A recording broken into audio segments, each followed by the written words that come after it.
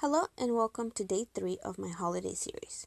So for today I am making a very quick and easy project, and it is creating these tiny tags. I use some Bristol smooth paper, and I am just using the Memento ink to stamp them onto the paper, and I did most of this coloring on the go. Today we were out and about with my family, but I decided to leave a couple so I could show you the process and how quick and easy this was. Now, when you're coloring snow, you want to create a little bit of a contrast. Yes, the background is always going to be white, but you can't, you could leave it alone, but you could add a little bit more to create more depth onto your project or onto your snowman in this case. So for this, I decided to color the snow, and for that I'm using a very light, it's kind of like a blue grayish color from my Prismacolor pencils, and a little bit of the gray. Now the gray, I am using it to put in where I want some shadows to be, and most of these are already marked from the actual stamp, so you can see where shadows would go, but you could choose and look where your light source is going to be coming from. So yes, I sped this up, but it is very quick and simple coloring, so it took me no time to get it all done. And it was a lot of fun actually doing this. Now to blend my color pencils, I'm using this Gamsol, and I got this bottle off of the Simon Says Stamp website, and it is by Inky Antics. So it comes with the Gamsol bottle, it comes with the blending stump, and also a filing, so that way you can clean your stump when you use it, or if you use different colors. And I like this bottle because it you can't smell it anyway, but you are not going to be, if you drop it, it's not going to spill automatically onto your area or your workspace and create a mess. So that little dauber is perfect for this. Now you can just squish it a little, or shake it, and it would hold some of that Gamsol onto the dauber, and you just use it like that. And I love how this works.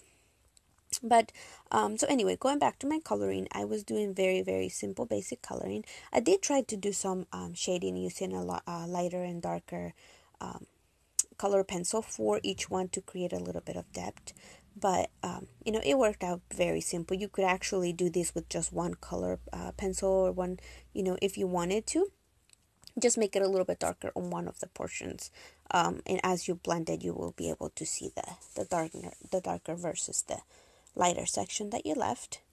But anyway, today was a super, super cold day, so I thought, you know what, it feels like a snowy day, but it's not snowing here. I don't think it actually snows. We just moved here to this area in Texas, and it is pretty cold, compared to normally how cold I am used to.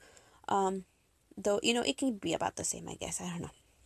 But anyway, coloring these little snowmen, kind of seem fitting for the weather. But anyway, so I am creating this holiday series. I am actually also posting, or trying to create a blog post for each one of the projects that I make. So if you haven't visited my blog, I'll appreciate if you want to just come and take a look. I am getting started, but I would appreciate if you come visit me there. Now, as you can see, my coloring is all done, and I pulled out this tag puncher that I had in my stash. I don't actually remember what the brand is or where it's from, but it's just a tiny little tag. If you have any dies, you could use that as well to create your tag, or you could just, manually cut them. But since it fit perfectly there, I just thought it was going to be very simple. Now for the hole, I am using this little hole puncher, and this one is a tiny one, and I think the brand was Recollections, but I'm not sure.